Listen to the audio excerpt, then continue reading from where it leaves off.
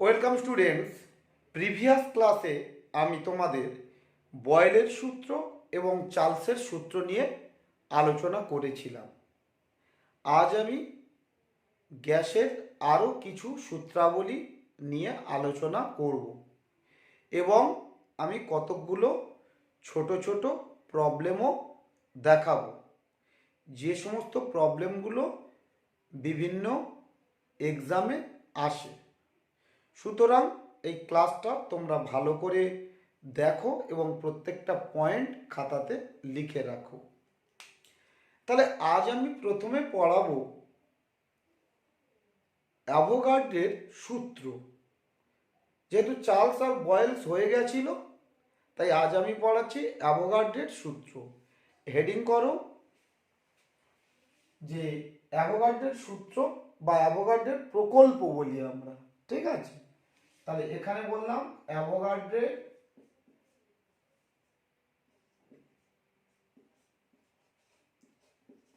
প্রকল্প।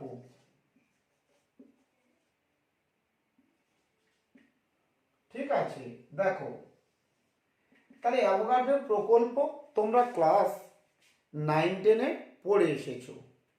আমরা কি জানি না, স্থির উষ্ণতা এবং চাপে সম আয়তন সকল গ্যাসের মধ্যে সমান সংখ্যক অণু উপস্থিত থাকে। দেখো, রসায়নের প্রাথমিক ধারণা যে চ্যাপ্টারটা আমরা পড়িয়েছি সেখানে এটা তোমাদের বলেছিলাম। আবারও আমি একবার এই অ্যাভোগাড্রোর প্রকল্পটা লিখে দিচ্ছি, তাহলে তোমরা লিখে নাও। লেখো যে স্থির উষ্ণতা ও চাপে সম আয়তন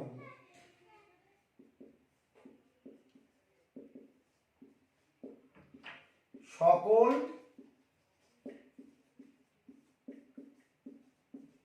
গ্যাসের মধ্যে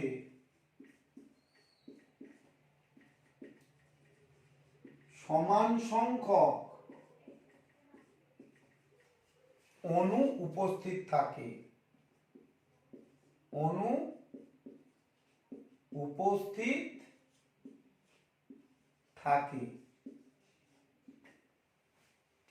দেখো, এটা আমরা জানি, তাই না?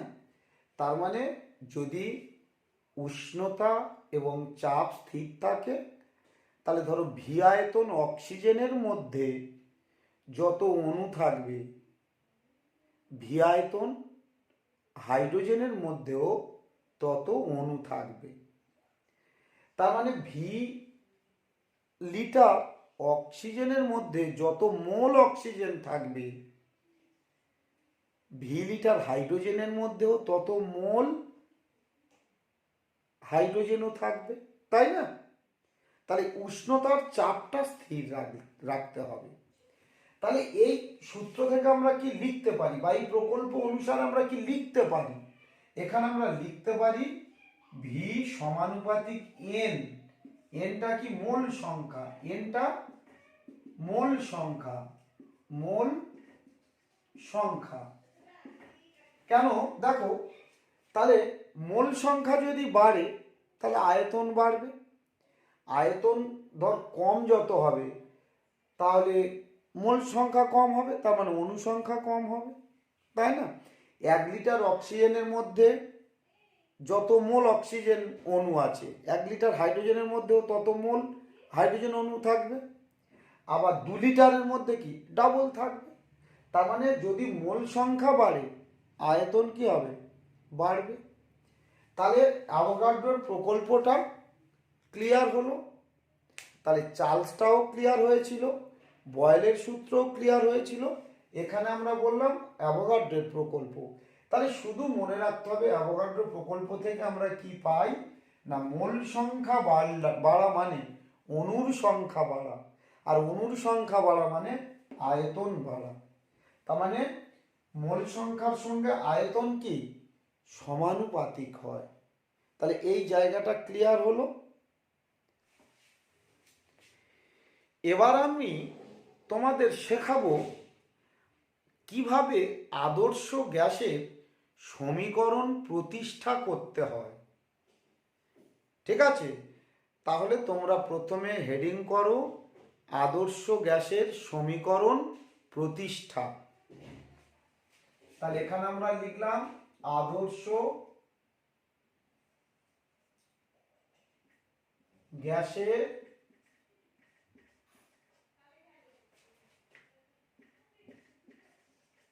সমীকরণ প্রতিষ্ঠা। ঠিক আছে, আদর্শ গ্যাসের সমীকরণ প্রতিষ্ঠা। দেখো, আমরা প্রথমে বয়েলের সূত্র পড়েছিলাম। তাহলে আমরা কি পেয়েছি? বয়েলের সূত্র থেকে পাই কি পাই না ভি ব্যস্তানুপাতিক 1/p। তাই তো, এখানে 1 নম্বর দিলাম যখন কি এই উষ্ণতা এবং গ্যাসের ভর স্থির, উষ্ণতা এবং গ্যাসের ভর স্থির। আবার দেখো, আমরা চার্লসের সূত্র থেকে পাই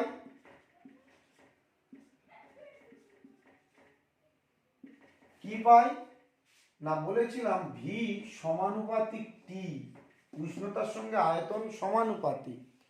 এটা নাম্বার 2 দিলাম যখন কি এই পি এবং গ্যাসের ভর স্থির। আবার আমরা অ্যাভোগাড্রোর প্রকল্প থেকে কি পেলাম?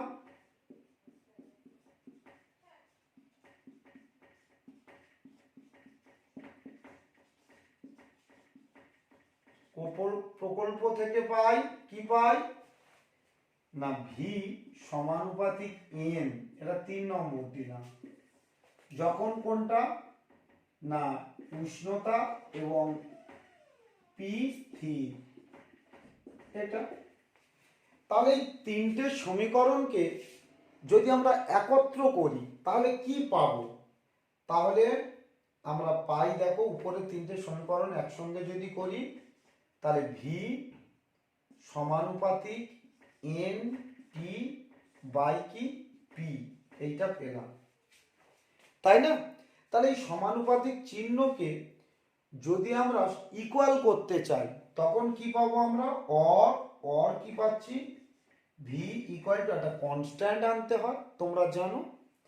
তাহলে এখানে আর দিলাম, R N T by P.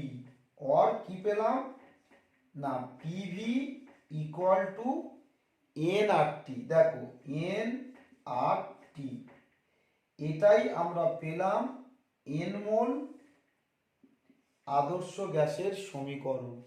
এটাই আমরা কি পেলাম? এটাকে আমরা বলছি এন মোল আদর্শ গ্যাসের সমীকরণ। ক্লিয়ার? আর এখানে আরটাকে কি বলি আমরা? সার্বজনীন গ্যাস ধ্রুবক। এই আরটাকে আমরা বলি, আরটা কি? আরটা হচ্ছে সার্বজনীন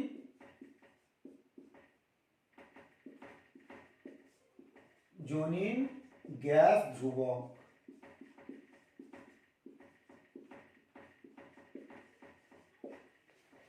তাহলে এই পর্যন্ত ক্লিয়ার? যদি এন মোল আদর্শ গ্যাসের সমীকরণ প্রতিষ্ঠা করতে বলে তাহলে আমরা খুব সহজে এটা দেখাতে পারবো। দেখো কিছুই নেই, এটা একদম ভেরি সিম্পল, তাই না? তাহলে এই জায়গাটা ক্লিয়ার হলো। এটা এখন আমি মুছে দিচ্ছি। এবার দেখো, এই যেটুকু পড়ালাম এখান থেকে কি কি কোশ্চেন পরীক্ষায় আসতে পারে সেইগুলো আমি একটু আলোচনা করছি। দেখো, প্রথমে এই কোশ্চেনটা আসে যে আর কে কেন সার্বজনীন গ্যাস ধ্রুবক বলা হয়, এই কোশ্চেনটা আসে। আর কে কেন সার্বজনীন গ্যাস ধ্রুবক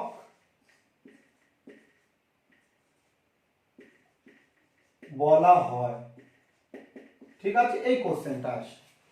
তাহলে এই কোশ্চেনের একদম ভেরি সিম্পল অ্যান্সার।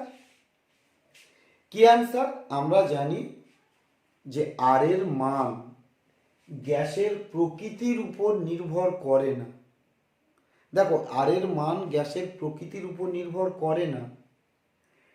যে কোনো গ্যাসের ক্ষেত্রে আর এর মান সমান, সে অক্সিজেন গ্যাস হোক, বা সে হাইড্রোজেন গ্যাস হোক, বা সে নাইট্রোজেন গ্যাস হোক, যে কোনো গ্যাসের ক্ষেত্রে আর এর মান সমান। তাই আর কে কি বলা হয়? সার্বজনীন গ্যাস ধ্রুবক বলে। তাহলে এখানে আনসারটা একটু লিখে দিই, তোমরা একটু লিখে নাও যে আর এর মান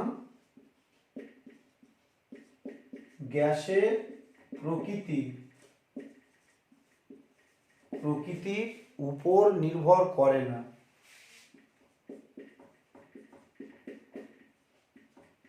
নির্ভর করে না। কি বললাম? তাহলে আর এর মান গ্যাসের প্রকৃতির উপর নির্ভর করে না। যে কোনো গ্যাসের ক্ষেত্রে, যে কোনো গ্যাসের ক্ষেত্রে আর এর মান ধ্রুবক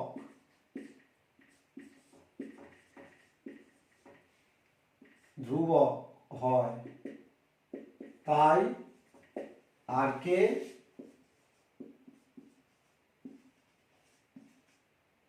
সার্বজনীন গ্যাস ধ্রুবক বলে। ক্লিয়ার? সেই জন্য আর কে সার্বজনীন গ্যাস ধ্রুবক বলে। তাহলে ক্লিয়ার? যদি এরকম কোশ্চেন আসে আমরা বলে দিতে পারবো। অ্যানাদার কি কোশ্চেন আসে? দেখো, আমাদের বলে এন মোল আদর্শ গ্যাসের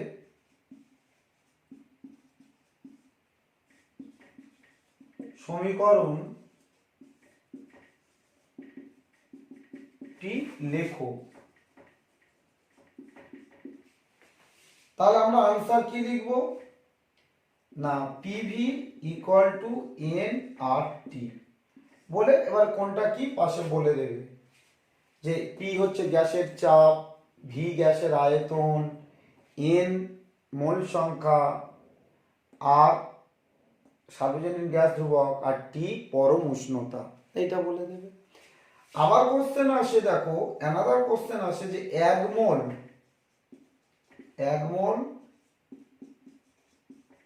আদর্শ গ্যাসের সমীকরণ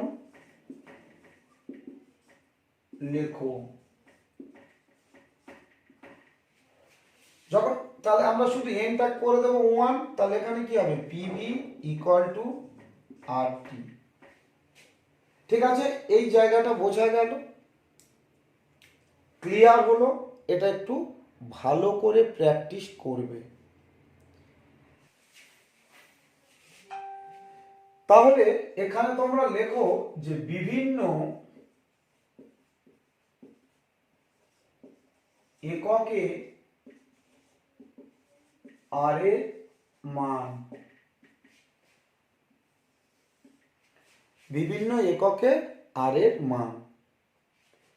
দেখো, প্রথমে আমি বলছি যদি লিটার এটিএম এককে আর ইকুয়াল টু, দেখো লিটার এটিএম এককে কি হয়?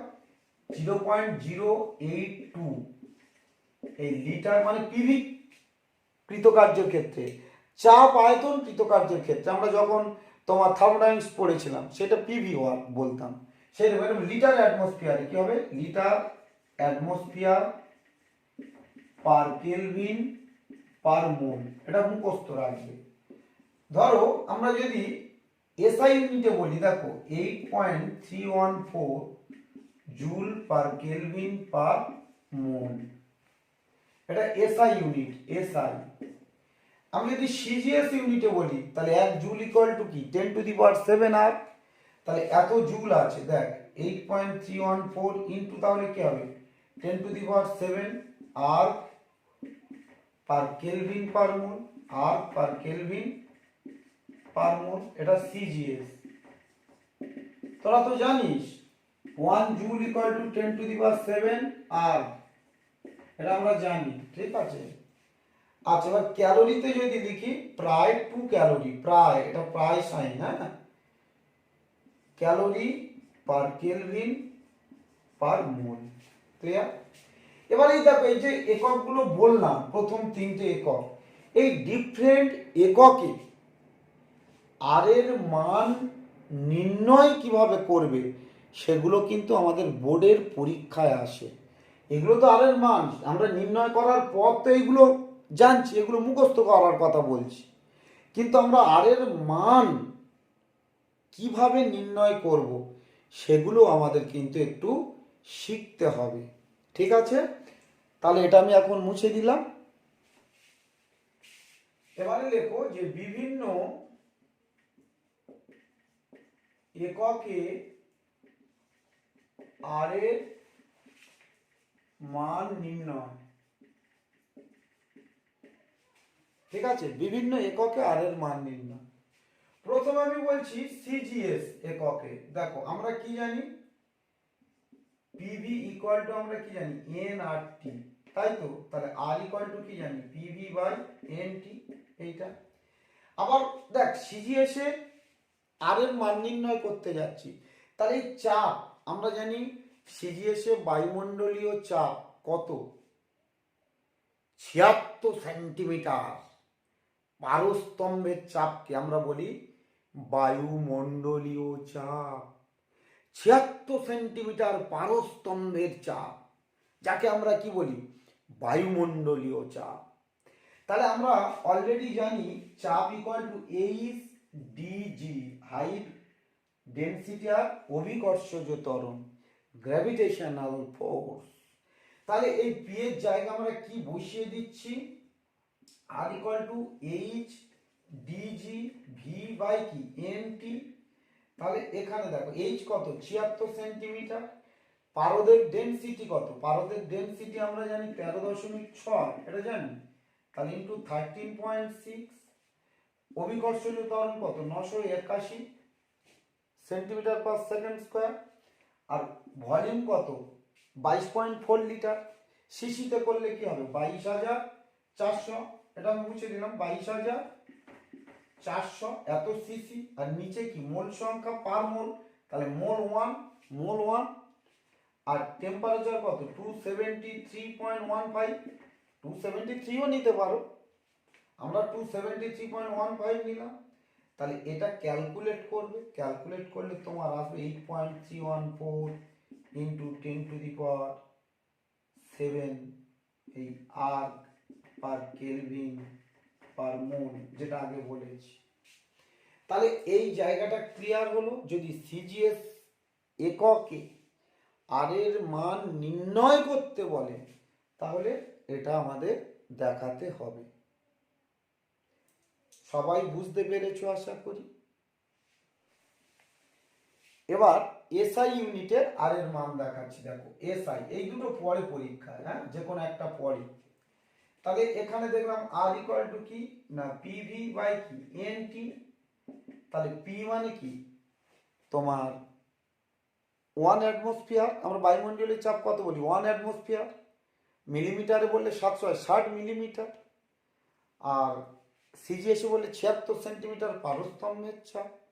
তাহলে এখানে কিন্তু চাপটাকে আমাদের বলবে নিউটন পার মিটার স্কোয়ারে বলতে হবে। তাহলে চাপটাকে যদি নিউটন পার মিটার স্কোয়ার বলি তাহলে চাপ হয় 101,325 newton per metre square, per metre square এইটা।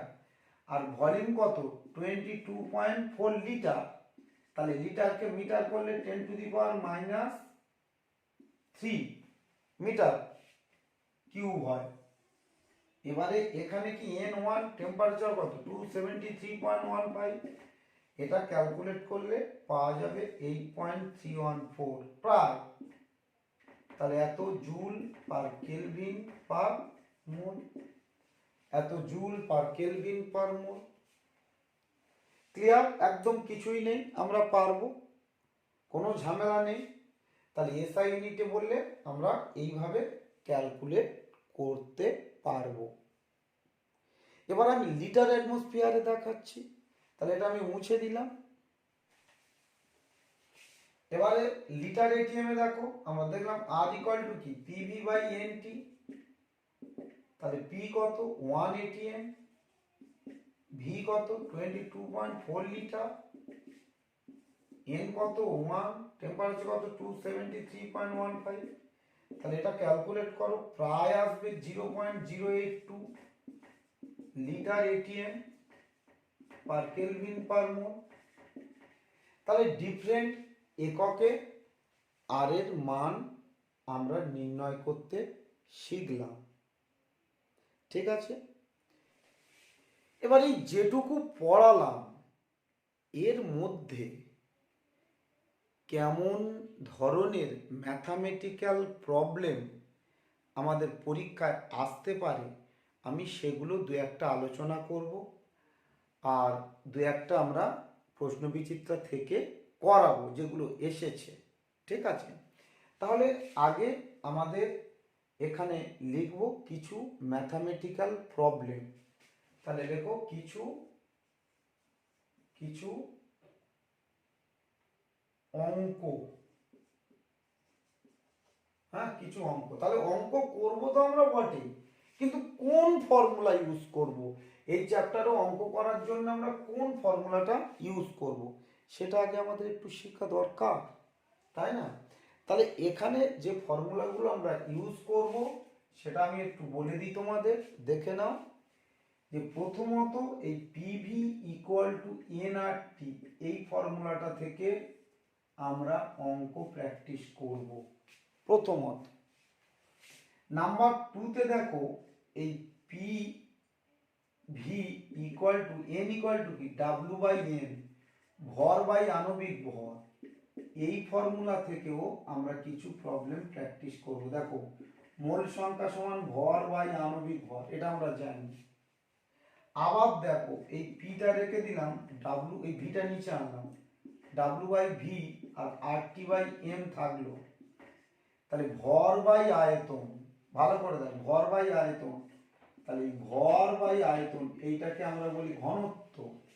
তাহলে আমরা কি লিখতে পারি, এই P equal to D R T by M, এই ফর্মুলা দিয়েও আমরা ম্যাথামেটিক্যাল প্রবলেম করব। তাহলে এই তিনটে ফর্মুলা আমাদের মনে রাখতে হবে ম্যাথামেটিক্যাল প্রবলেম সলভ করার জন্য। আমাদের এই টপিক থেকে যা প্রবলেম আসবে এই তিনটে ফর্মুলার উপর বেস করে প্রবলেম আসবে। তোমরা এই ফর্মুলা তিনটে যদি মনে নাও রাখতে পারো তাহলে এইভাবে ডিরাইভ করে নেবে, তাহলে মনে থাকবে। আচ্ছা, আমরা যে এই টপিকগুলো পড়লাম, এবারে কয়েকটা অঙ্ক তোমাদের দেখাই। প্রথম অঙ্কটা দেখো, লেখো 1 নম্বর প্রবলেমে লেখো যে 27 ডিগ্রি সেন্টিগ্রেড উষ্ণতায়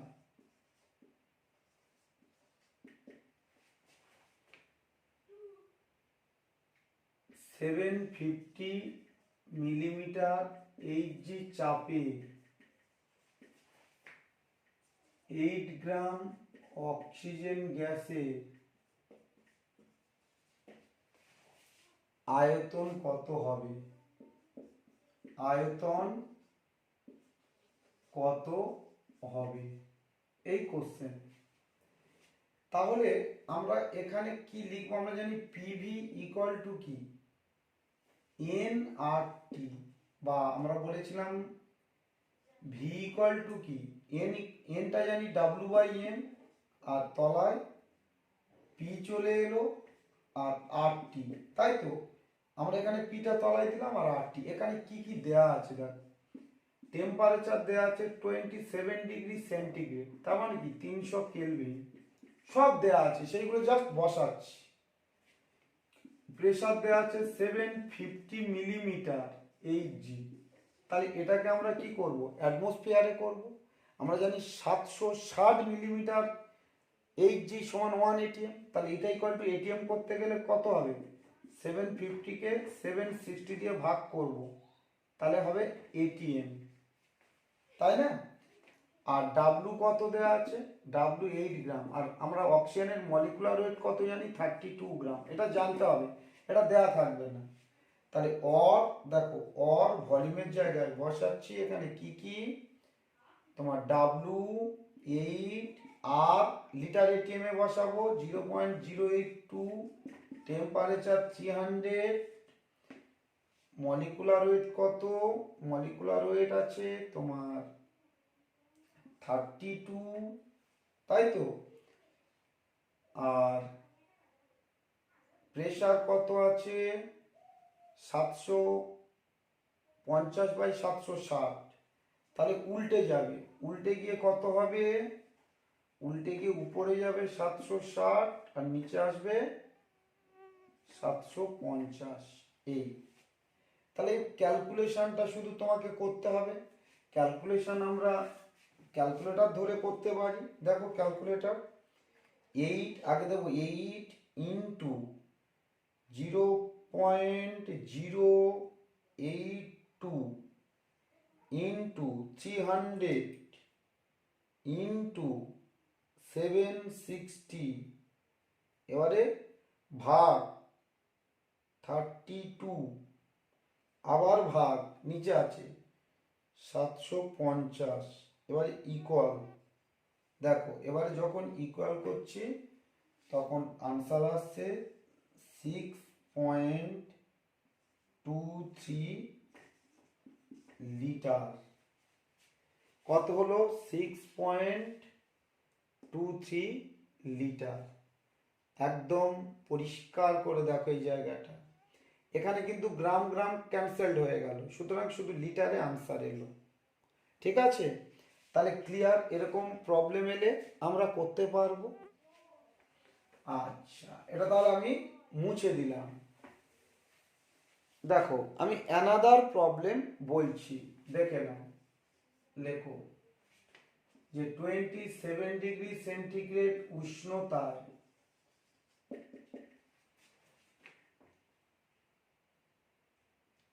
0.5 ATM চাপে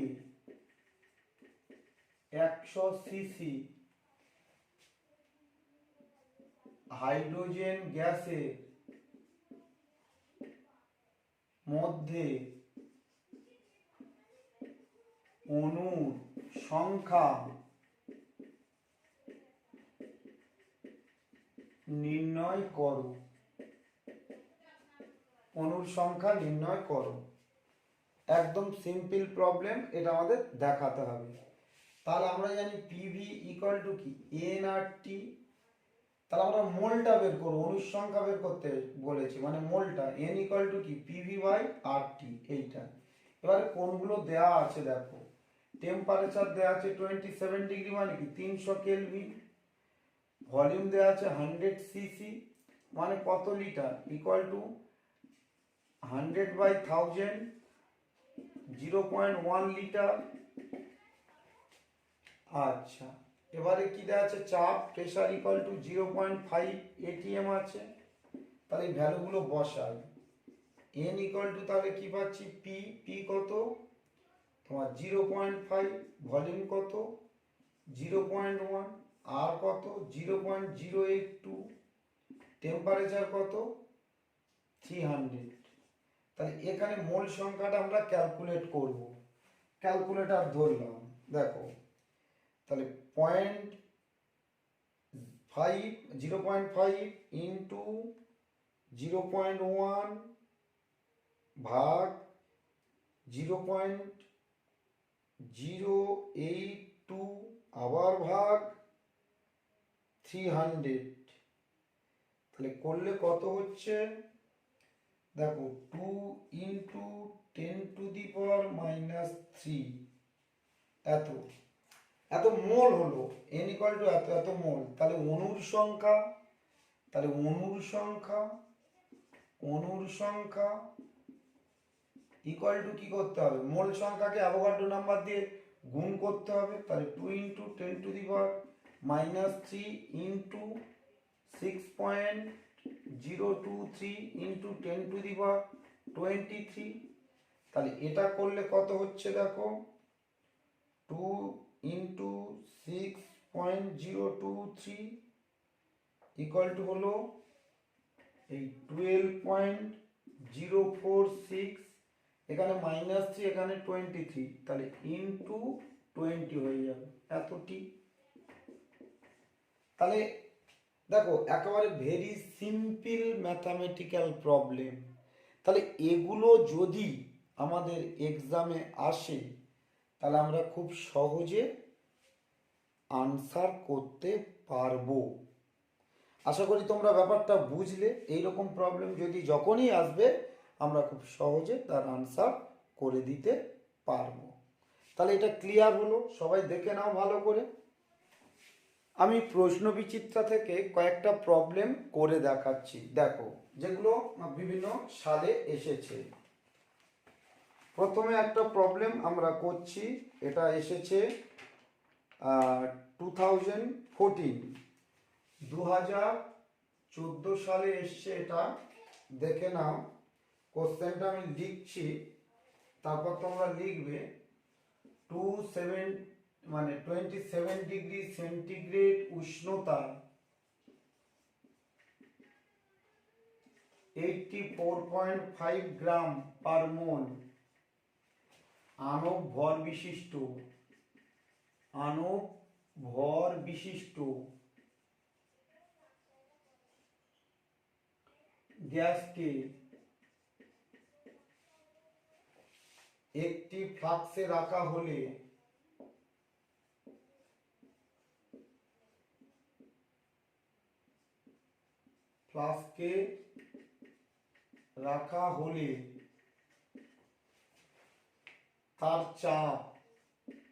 তার চাপ 2 atm মানে 2 অ্যাটমসফিয়ার। গ্যাসটির ঘনত্ব নির্ণয়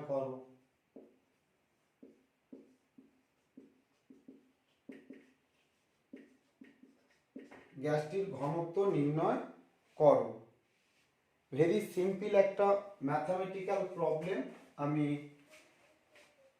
করাচ্ছি, দেখো। তাহলে এখানে দেওয়া আছে টেম্পারেচার, দেওয়া আছে এখানে আণবিক ভর দেওয়া আছে মানে মলিকুলার ওয়েটটা দেওয়া আছে, এখানে চাপ দেওয়া আছে, শুধু কি বলা হয়েছে, ঘনত্ব। তাহলে আমরা একটু আগে ঘনত্বর একটা ফর্মুলা তোমাদের পড়িয়েছিলাম, দেখো সেখানে বলেছিলাম পি ইকুয়াল টু, এইটা বলেছিলাম DRT/m, এই ফর্মুলা দিয়ে। অর আমরা এখানে কি করব, ডি ইকুয়াল টু কি, তাহলে PM/RT হয়ে গেল, দেখো হয়ে গেল। তাহলে টেম্পারেচার 27 ডিগ্রি সেন্টিগ্রেড মানে কি 300 কেলভিন, তোমার চাপ 2 atm, তোমার মলিকুলার ওয়েট 84.5 গ্রাম পার মোল, দেখছো।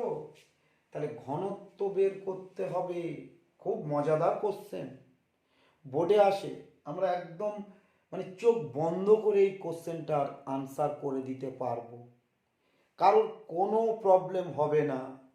দেখো কি মজার জিনিস। তাহলে তাহলে প্রেশার 2 atm, মলিকুলার ওয়েট 8.45 গ্রাম পার মোল, নিচে এটা কত 0.082 লিটার atm পার মোল পার কেলভিন, তাই তো। আর টেম্পারেচার কত 300। তাহলে এটাকে ক্যালকুলেটর লাগবে ক্যালকুলেট করতে গেলে।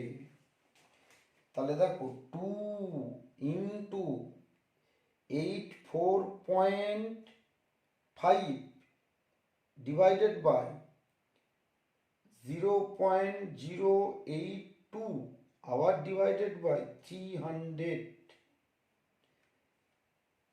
তাহলে আনসারটা হলো না, আর একবার দেখাই। 2 ইন্টু 84.5 ভাগ 0.082 আওয়ার ভাগ 300 ইকুয়াল টু, এই দেখো 6.669, তাহলে এত গ্রাম পার লিটার।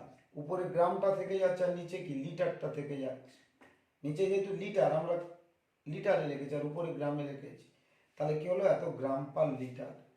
তাহলে আশা করি প্রবলেমটা তোমরা বুঝতে পারলে। এরকম প্রবলেম এলে খুব সহজে তোমরা আনসার করে দিতে পারবে।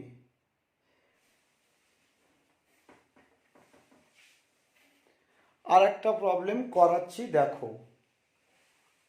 আচ্ছা, এটা 2018 এসেছে, খুব ভালো প্রবলেম। 2018 দারুণ দারুণ প্রবলেম। হ্যাঁ, লেখো 3.2 গ্রাম সালফার বাষ্পীভূত করলে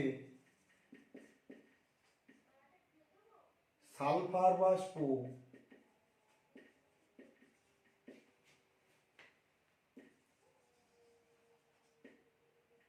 এসটিপিতে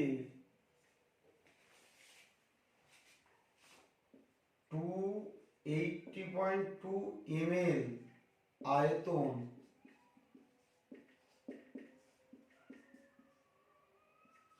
অধিকার করে।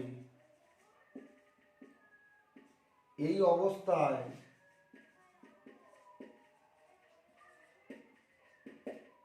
সালফার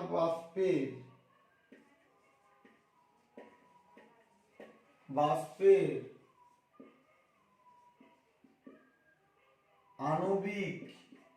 আণবিক সংকেত নির্ণয় করো।